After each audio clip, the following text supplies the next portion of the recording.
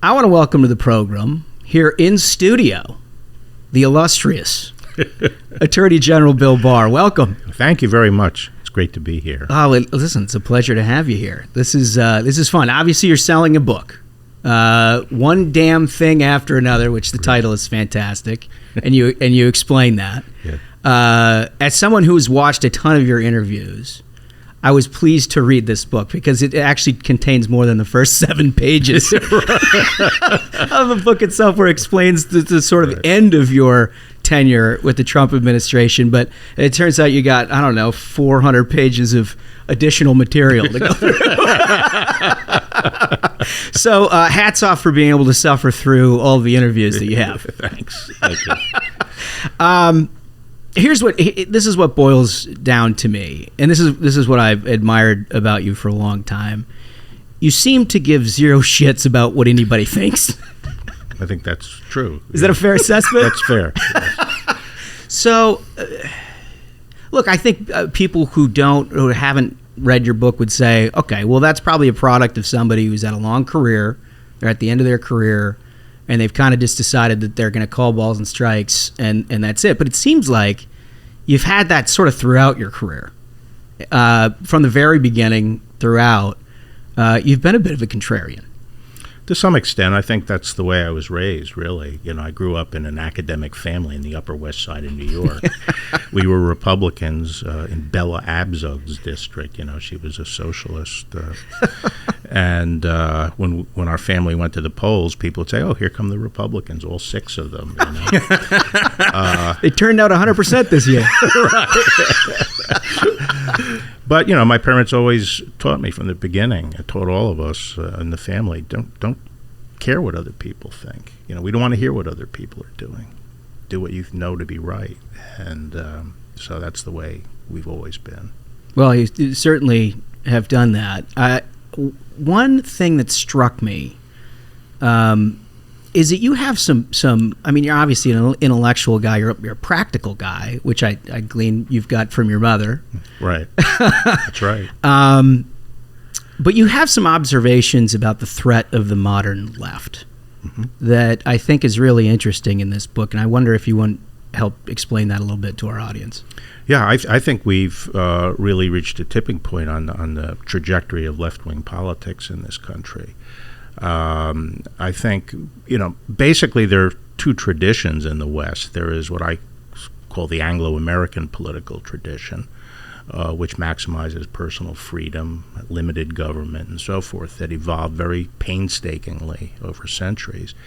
And then you have the tear-it-all-down tradition of the French Revolution, which is that human beings are really corrupted by institutions and the society, and that we have to tear it all down and then build an earthly nirvana using, and we can achieve heaven on earth because there is no real heaven. And that's, that's when government is your religion, right? Right. That's and so their religion is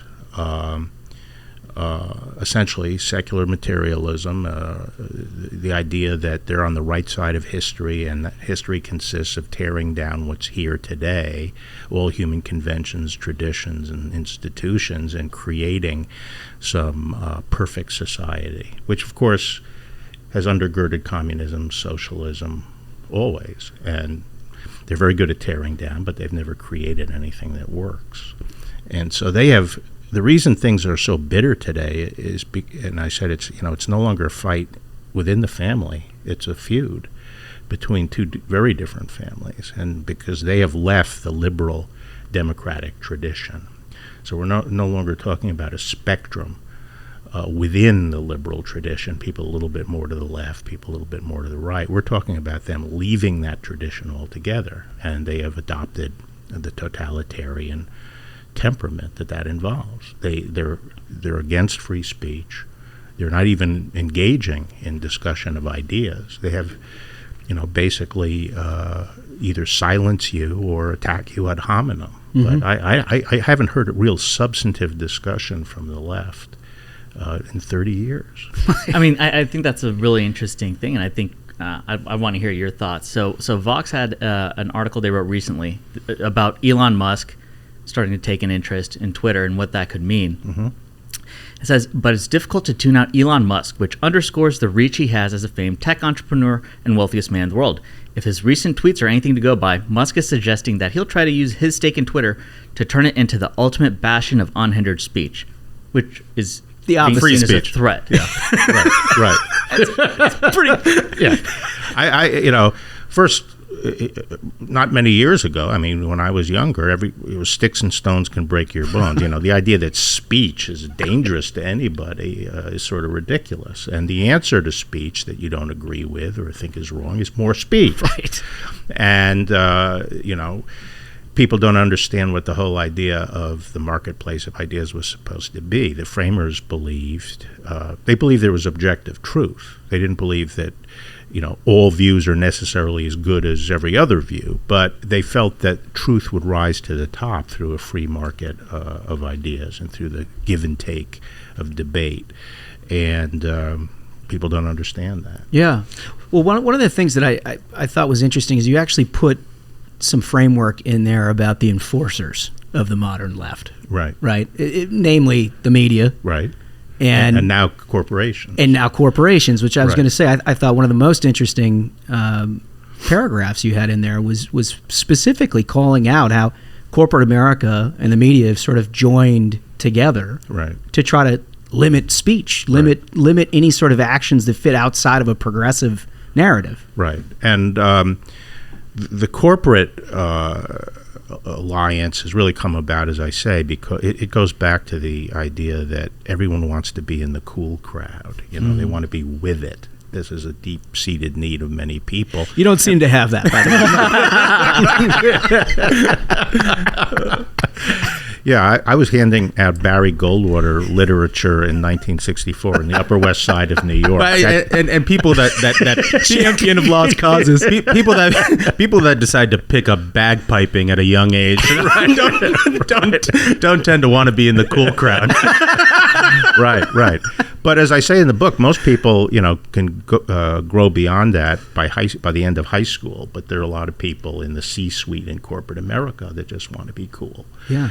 And I don't think much of the corporate leadership of the big public companies nowadays, because I think they tend to be very short-sighted. They're interested in getting their stock options and moving into a retirement golf community, and so their horizon is only that far. And they're cowards. They're moral cowards, and allow all kinds of inequity to be done in the name of equity. So, right. Yeah. And along those lines, what I'd like to get your input on is specifically, you see these large social media companies trying to have a clampdown and an ability to determine what the truth is, what is disinformation. And I think the context specifically of the Hunter Biden laptop and the way the New York Post, Alexander Hamilton's newspaper, was able to be silenced by Twitter. Right. Which, is ironic, because when you talk about the skewing of an election or the interference in an election, what was done with that one episode was far more impactful, I think, than what turned out to be the extent of Russian, quote, interference in 2016. It was what, like $10,000 in Facebook ads? Yeah, I mean, it was every media company having a blackout. Right. I mean, the main thing was the hack and dump. The stuff on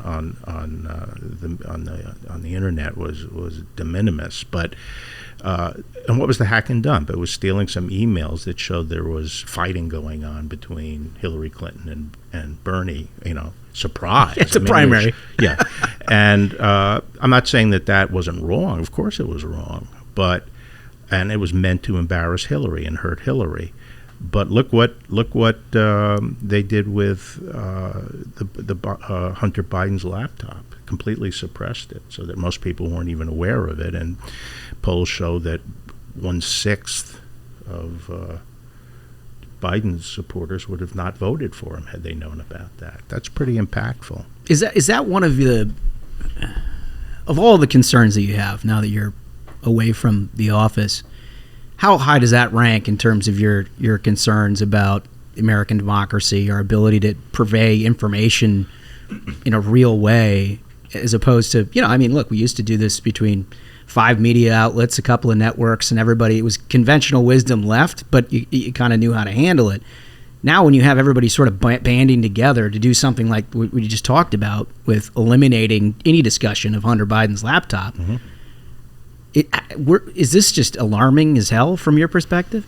Yeah, I mean, I think the suppression of free speech and the concentration of voices and into a few companies that control the public discourse, or a big chunk of public discourse, is serious.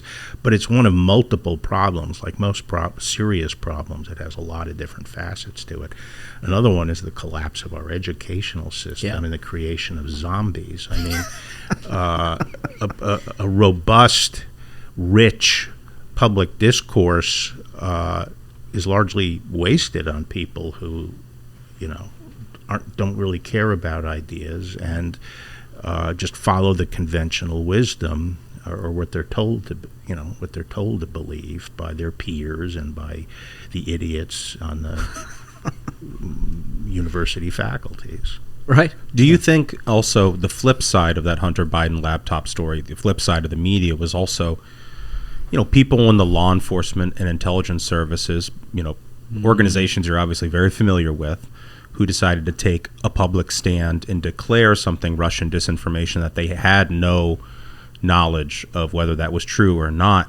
How do you think, stuff like that impacts public trust in institutions that are obviously very important to you? Well, it's very serious, undercutting the trust in the intelligence agencies and the FBI. I mean, one of the reasons I was distressed on the outside during the first 2 years of the Trump administration was the extent to which the FBI had lost the confidence of, Republicans, essentially, which is a natural constituency, has been a natural constituency of theirs. And but it has to do with the politicization of everything. When you are essentially a revolutionary who views everything through the prism of politics, of gaining political power, because that is the way to earthly salvation and meaning in people's lives, I mean, on the left, then everything is political. And it's insinuated itself into everything. And so I found, coming back to government after 28 years, that the rank and file was far more, in agencies, was far more politicized than they were before. From career? Yes, career. Okay. Career. Yeah. And it was sort of alarming to me.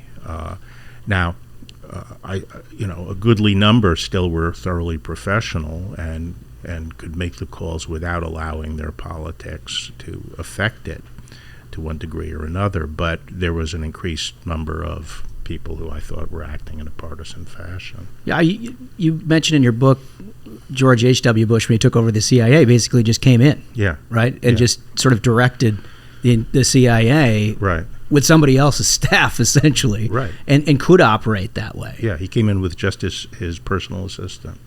And he stood up for the agency, and he was loved. And in 1 year tenure, he became a great director, and they named the campus after him. I mean, that shows it's an impact. Yeah. So, so I have a question. You'd mentioned you're a 2-time Attorney General, so you definitely have a lot of expertise in this. I want to kind of give you a theoretical and have you weigh. Oh, this is a smug hypothetical. Yeah. Brace yourself. Yeah. So I'm going to give you a fact pattern. Let's say there's a guy. We'll call him Bro Jiden. And he has a son, and we'll call him Bunter. And see, Bunter isn't the best guy. He likes his cocaine and hookers. But he's also very lucky because his father, Mr. Jiden, is a very important person in the United States. So Bunter goes to another country and gets millions of dollars of contracts with the implication that Mr. Jiden is making the deal sail through. How would you go about prosecuting that kind of case? Well, I have to be careful on this answer. It's a theoretical. Well, but so I wouldn't jump to the conclusion that the first question is how do you prosecute the case? First you have to see if there was something that's actually criminal there. And what the Democrat critics of Trump forgot when he first took office, and they were claiming that all the business relationships they had and his kids' activities were terrible, is that the conflict of interest laws don't apply to the president or the vice president. So if you're the president or vice president and your kid goes off and is working for something and you make a decision that might affect that for everybody else in government, that could be a problem, but not for the president or the vice president.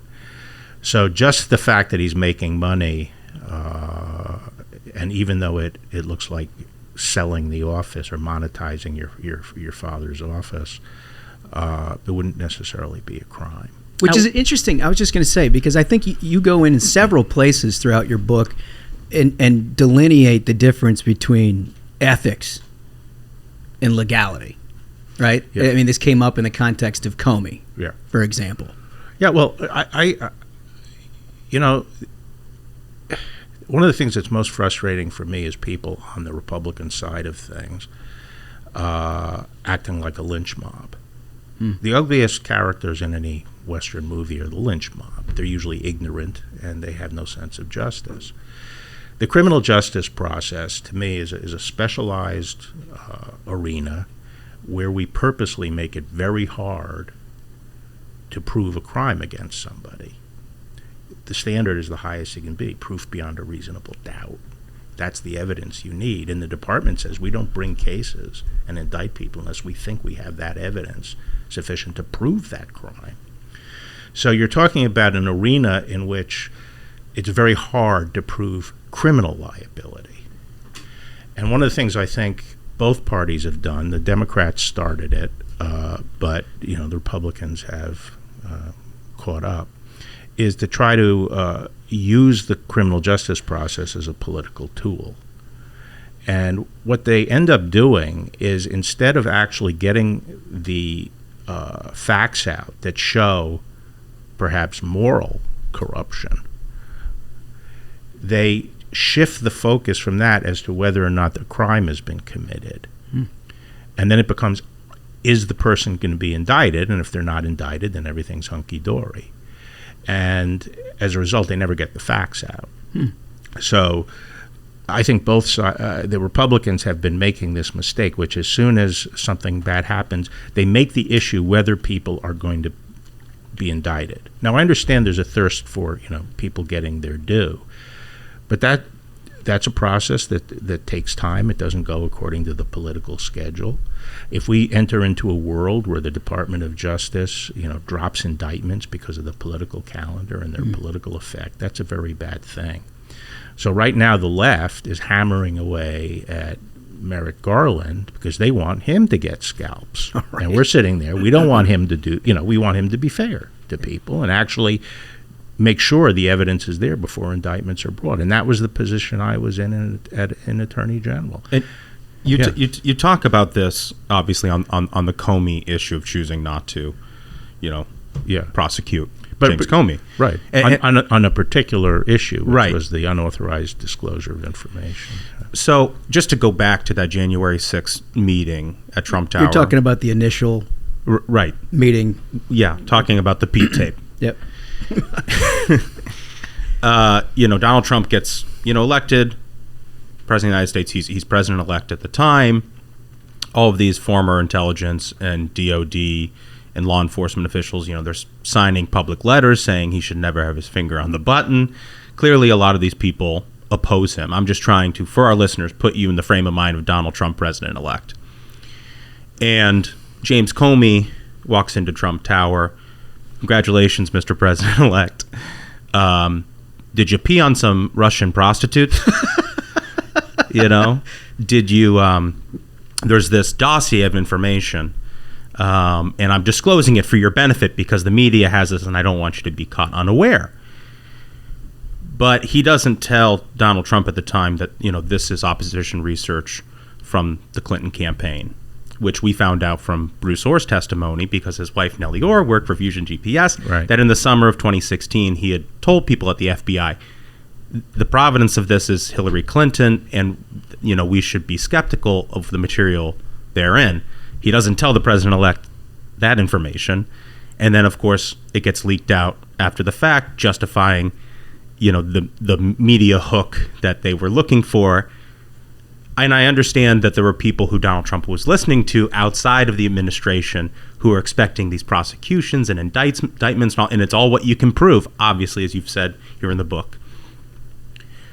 But do you think what James Comey did there was unethical in that meeting? Yeah, well, I've said repeatedly that I've never understood what basis the FBI had. I've never seen a legitimate basis for initiating a counterintelligence investigation, and I believe the behavior of the senior people at the bureau is inexplicable, and to me raises a lot of red flags. But one of the things that I've said from the very beginning, including my very first interview for CBS, Jan Crawford, was that when you're dealing with government officials who are performing official acts that are within their discretion, like we're worried about a foreign intelligence threat here, we're going to take these actions, to prove that that's a crime is very hard, because it all has to do with their mental state.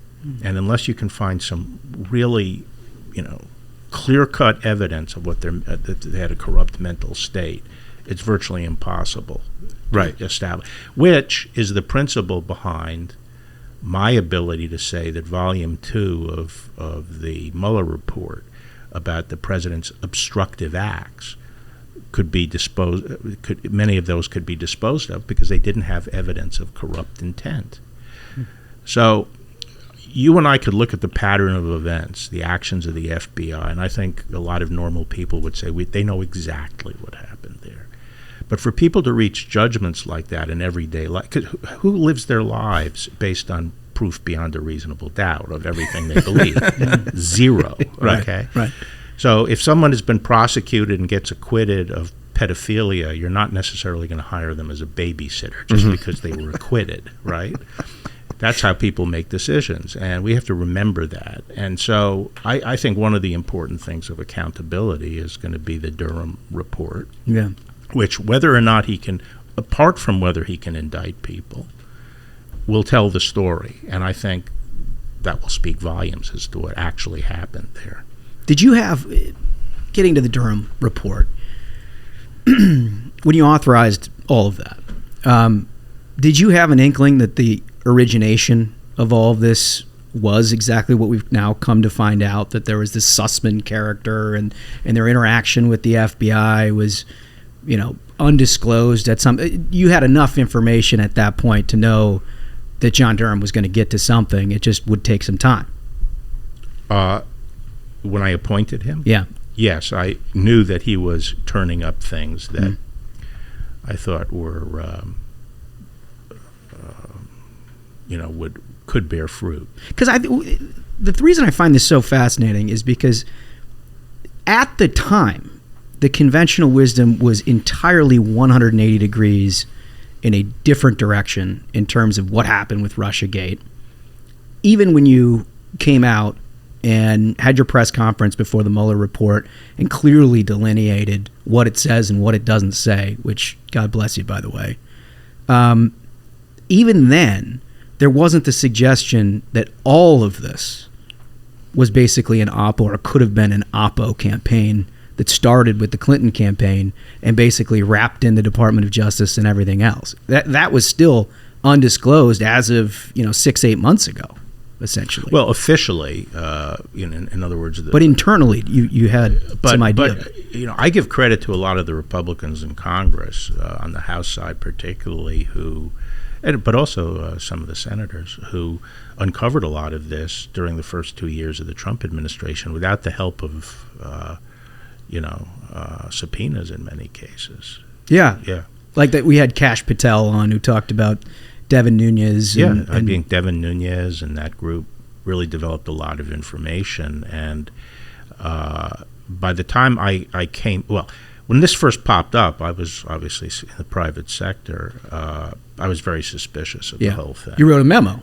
Yeah, but even before the memo, I mean, just when Trump was elected and this stuff started leaking out, I was very suspicious of the whole thing. It didn't add up to me. And then the more I learned, even before I went into office, from what the Republicans on the Hill were discovering, the more suspicious I became. But then certainly when I went inside and saw what happened with the work of the Inspector General on the FISA warrants and stuff like that, it became pretty clear to me what was going on. Well, so given how there was this kind of coordinated effort to push this campaign, it was essentially a campaign of misinformation, is what it was. And then you tie that with the situation of where you had large media companies and large social media companies blocking the Hunter laptop story, which we now know there's a lot of truth there. Do you think Trump got a bit of a raw deal in that election? In which election? In the 2020 election. Absolutely. There were 4 years of where absolutely. the public's But condition. Republicans, I take it as table stakes in today's world that the Republicans get a raw deal in elections. But also I think people have to start distinguishing between, the different ways elections can be skewed. First, there are things like, the media's unfairness and suppressing news and so forth. There are things like Zuckerberg's expenditures. Now, I assume someone's going to take a look and see if any laws were broken there, but those are things that change the playing field, or skew it. Then you have rule changes that are lawful to make, but they favor one party over the other. Like, we're not going to require IDs or things like that. So those are things that aren't necessarily illegal. We have to take a look at the Zuckerberg expenditures, but they're not necessarily illegal, but they skew the playing field seriously. And the corruption of the media is probably one of the main things that does that. Then you have what most of the violations in 2020 were, which were failure to follow rules. So when someone doesn't require an application for an absentee ballot, when they eliminate Republican observers, I'm not sure that happened, whether there were Violations of harvesting rules. Those things that increase, those can be illegal acts, like if you go out and break the law and harvest, but it doesn't mean you throw out the ballots. It doesn't mean the ballots are illegal. You still have to get any relief, you still have to show that those ballots were illegal. And so saying the rules were broken means obviously that people did bad things, but it doesn't necessarily mean the election was stolen. Does that mean we should ignore it? Does that mean we should, let these things happen? No. And then the third thing are actual instances where illegal votes were cast and counted, or valid votes were not counted. That's fraud. That's election fraud. That's the thing that the Department of Justice has jurisdiction over. Almost all the claims being made during, right after the election, were the rules weren't followed. Now, a lot of those were not true, but even if they were true, it didn't necessarily mean the votes were changed. The votes were illegal. So it's really fascinating because one of the things that comes through in several different chats, you talk about the first impeachment, and then you really get at this in the post-election, your view of what was happening and the advice that President Trump was getting. It seems pretty clear, at least from the reading of your book, you really think like President Trump was underserved in many ways, both with legal advice of people surrounding him, that he'd basically been put in a vulnerable situation with respect to Ukraine and the first impeachment, but also the information that he was getting post-election. Yeah, he was disserved by people on the outside who didn't know what they were talking about and didn't have to bear the consequences of the advice they were given.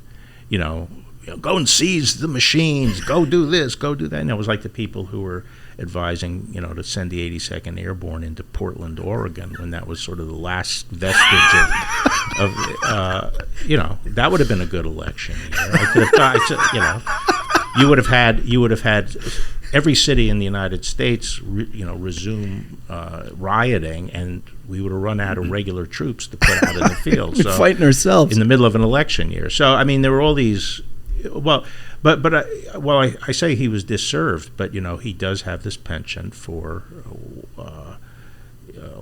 wanting his way and listening to people who tell him he can get his way and tell him what he wants to hear. Specifically, you made reference to Rudy, and at one point, and I'd forgotten this until I read your book, they sort of lumped you in together with Rudy as meddling around in Ukraine trying to find Apo on Hunter Biden, and you took great exception to that, obviously. Because, I was, from the very beginning, I said, look, stay away from the Ukraine because it's smoke and mirrors. There's all these agendas there. There's a lot of corruption. You don't know what you're dealing with there. And Rudy would go over and, he was investigating and trying to develop it was all designed to have the Ukrainians investigate the firing of Shokin and whether, there was some corruption there with Biden. I thought that was a stupid gambit, and would lead to no good. And one of Trump's problems is that when he wants something, and the normal channels will say no, he sometimes tries and runs with his Keystone Cop operatives, and it turns out bad. And the impeachment, the Ukrainian affair, and the January 6th thing are those kinds of things. Yeah, both his greatest asset and greatest liability. Right. I think his impulsiveness and his, what's the word I'm looking for? He unwillingness to take no for an answer served him well in some ways. It did allow him to push things through and overcome the inertia of the bureaucracy in Washington and keep his promises on a lot of fronts. Immigration, et cetera. You talked about this in the book. That was trench warfare, getting that stuff. We fixed the system. I mean, we did establish control over the border. But and that's because partly of his indomitability and his willingness to push and take a punch. So I give him credit for that in the book. But part of the bad side of that is that he sometimes gets bad ideas, and it's very hard to keep him on track. Now, up until the election, we were able to do that. And when the mainstream media says to me, "Well, why haven't you come out? Why didn't you come out earlier?" About what? I was happy with the administration up to the election. I mean, it was getting frustrating for me, and other cabinet secretaries who had to tussle with him to keep things on the straight and narrow. But we succeeded. He was frustrated with me because I wasn't dropping indictments that helped his election. But I was fine up until the election, and then afterward, there was really no talking sense to him. So I got to get your reaction to, I know what my reaction was, but post-election results are in. What's your reaction to, I don't know if you watched it live, this press conference with Rudy Giuliani and all of the attorneys where he's got ink running down the side of his face. You're sitting at the DOJ and ostensibly in charge of investigating what they're talking about. I mean, what's your reaction to that? Well, I think everyone was horrified. Trump, the election was not the election machinery, the campaign machinery was not a well-oiled machine.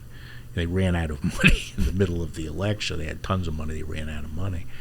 A lot of lawyers from around the country, very prominent, highly regarded lawyers, expressed an interest in getting involved right after the election. Before the election came, they said, someone has to be litigating these cases because of all of the stuff that COVID was going on. We laws. needed a much more aggressive legal campaign to fight against some of those things before the election, get the things taken care of beforehand. He was not really interested in that.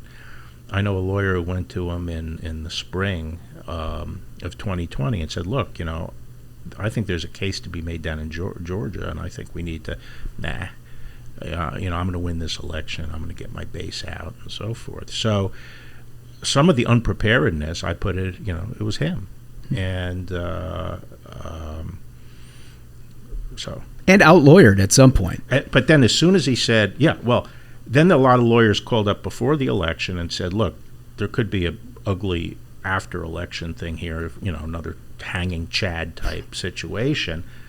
I want you to know I'm ready to come in. I'm talking about some big-name lawyers. That's what surprised me is, like, normally in situations like this, you send in James Baker and a squad, and they just get it done. Right. So a lot of people of a very significant stature were saying they would be ready to come in to help afterward. As soon as That's fascinating. I didn't know that. Some people actually called the campaign and never got calls back. Okay. Wow. Then they would call me or somebody else and say, hey, I'm trying to let people know I'm ready. As soon as he named Rudy Giuliani, okay, these people ran for the hills. They didn't want to be associated with that group, which I... The ink down the face wasn't terribly inspiring. Is that what it was? Well, remember, it started with the press conference in front of the Four Seasons. Oh, that's right. I forgot about Was it like an auto body shop or something? No, it was the Four Seasons lawn service. Right, lawn service. There we go. Thinking it was the Four Seasons Hotel. Yeah. That's right. That's great. Great investigating, Rudy. But so I mean, look, your end is well documented. As I said, everybody who's ever interviewed you talks about the first 7 pages of the book. You mean my demise when you say my end? Yeah. Well, unclear, right? Because they chased you down and wanted you to stay at the same time. So, but I mean, be that as it may, you get to the end of your tenure, and now with the benefit of hindsight, you look back. Anything that you would change? I think the only thing I would change is I wish I had kibitzed more and pushed a little bit more on COVID, because I thought we made a mistake not reaching out to the private sector public health leaders. I know of some who were interested in coming in to help out on this, and who would have been, I think, better. He would have gotten better advice from than he got from this 80-year-old bureaucrat who's held the same job for 35 years. Fauci. Yeah.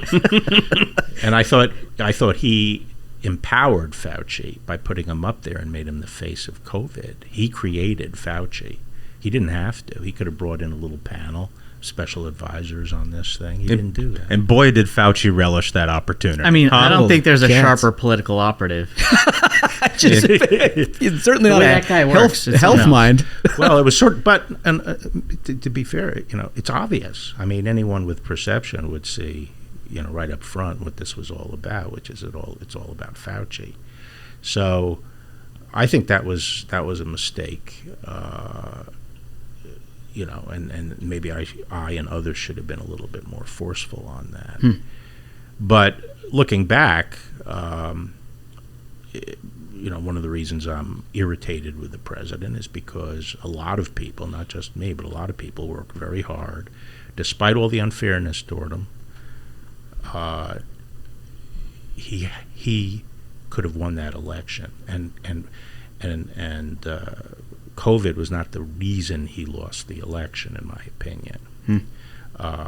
It certainly hurt him in the sense that it stopped the march of success he was on, but he could have still won pretty handily, I think, if he had just toned down a bit and not engaged in the kind of offensive conduct that had really irritated the suburban voters. And he was told constantly through 2020 that's what was his Achilles heel, and he ignored it. That's fascinating. That's an incredible. Listen, everybody's got to read this book because it's fascinating and encompasses many more things than we got to talk about. Your stuff on crime, the comparison to your first tenure at DOJ and second, and the mindset of the left as they deal with crime. All that and more. Read the book because it's fascinating. But I do have 3 big questions that we got to ask. Right. And these are the ones you ask for everybody. This is the everybody. There's no wrong answer. There are inauthentic answers. Right. Right. So, first question is your last meal on Earth. What would it be? A bone-in tomahawk ribeye. Yes. with a Kansas City rub. Okay, mushrooms and cream spinach as the sides. Oh, I like it. And in New York, old-fashioned New York cheesecake. Ooh, nice. That weighs a ton. I imagine you have a big cab sitting along with one of these too, right? And exactly, a big cab, a real big, bold cab. And that would be my last meal. Yeah, well, you're sliding sideways after that one. Now, was that an authentic answer? That was very authentic. That's great. Very authentic. I would start off with a single malt scotch, though. Oh, So, yeah. Right. Oh, it's perfect. If you'd have come at us with like a salad or something, I would have been like, no. Look at me. Am I a salad kind of guy? We appreciate it. All right, second question. And I'm really interested because you can blue sky this thing. If you never got into this line of work at all, if you never were in the public service sector at DOJ, CIA, politics writ large, what would you want to do with your life? So I've always been a movie buff. Huh? And I think that movies have deteriorated along with the culture. In other words, Hollywood has become an incestuous place without very many, new ideas. The quality of movies is really deteriorated to the point where I hardly want to see any movie that's made. Right. Here. How many Marvel movies do you need? Like nothing but sequels. So I think I would like to be the head of a big content company, a movie studio or something, where I could try to produce content that fulfills the promise that our entertainment industry actually has. Fascinating. Fascinating. I didn't see that one coming. That's why we asked the question. Yeah. That's good. Well, I was on the Time Warner board for a while, and we had Warner Yeah. Brothers and stuff, and I became interested in that business. I think a lot of money's being left on the table. Yeah, you think one woke script after another's not exactly getting it done. Yeah, talk about a bubble. I mean, Totally. All right, third and final question. This is where we sort of get into the mindset of Bill Barr. Yeah. And this is my personal favorite question, because as we see it, people are motivated by one of two things. It's the thrill of victory or the agony of defeat. And it's not just a binary thing, because nobody likes defeat, obviously. But how you go about motivation in your life is basically some conglomeration of these two things. The victory person is the sunny optimist charging up the hill, glass half full, trying to go get it done. The agony of defeat person is every victory they've ever had in life lasts about 10 seconds, right? Every defeat they've ever had, they wear like a backpack for the rest of their life, vowing never to have that happen to them again, right? And one of those two things is basically how everybody operates. Where do you come down on this spectrum? well, first, it is a spectrum, because I don't wear my defeats as a backpack. I can dust myself off. But to me, it's an easy answer. It is the agony of defeat, rather than the thrill of victory. I saw that coming, by the way. Yeah, I did really? too. Yeah. Well, We've gotten pretty good at psychoanalyzing before somebody comes in. And you strike me as a classic agony of defeat person, because you're not... You don't just sit and celebrate yourself or celebrate your achievement. Your career is incredible, but it's always kind of on to the next. Right. Well, and then I also thought about the Talladega, Alabama hostage situation, for example. And I know you're very proud of that. It was fascinating in here. I really enjoyed that part of the book. But in your line of work, you have to work through everything that could potentially go wrong in order to make a decision. And if one of those things does go wrong, that's a big defeat. And so I feel like just to have your position, you kind of have to be an agony of defeat guy. Right. Because you got to work throughout all those scenarios. Well, I figure every family, you point to anyone today, and standing behind that person are generations and generations of his forebears who had a survival strategy. That person is here because of some survival strategy, right? That was success. Well, I'm here not because we were warriors, meaning fighters. We were warriors. That is really good. Great. That is good. I haven't heard that explanation before. I love it. But that, actually, I think that's what a good lawyer does, is worry about what could go wrong. And But I remember early in life, when I was sort of approaching maturity, and the idea of getting married and raising a family. It was the idea of what motivated me was I have to be a good provider for my family. I have to be a good provider, and a lot of people of my generation think that way. And so it was sort of wish they still did. Yeah. Wish they still did. Listen, Attorney General Bill Barr, the book is one damn thing after another. It's a great read. I can't thank you enough for coming in here and spending some time with us. It's been fun. That's good. I'm glad. Thanks for coming. Thank you. Fascinating, right? I mean, I love how when he walked in and I was like, listen, I'm going to ask you whatever we want. He's like, yep, absolutely. Sat down, just went right after it. Open book, right? And he took everything headlong. He obviously has his critiques of the Trump administration, but he has a ton of embrace over the things that they were able to accomplish and the goals that they were trying to accomplish, and wants those things to be accomplished in the future. And I like he came on, to face the gauntlet. And while I disagree, I haven't gone to law school or been Attorney General twice. I think you can absolutely charge Biden with crimes today. I loved hearing his explanation of, okay, well, here's the burden of proof necessary. Right. And I also think it was interesting because it's something we've talked about previously on the program. Is in reading the book, it seems like one of his main gripes was that President Trump, listened to some people outside of the administration who were really far out of their depth and didn't know what they were talking about when he didn't get the answer he wanted. Right? Yeah. And I think in reading this book, in a number of points, he makes that extremely clear in how that actually worked to the president's detriment, particularly after the election, obviously. Yeah. Right? And he's been proven right by time.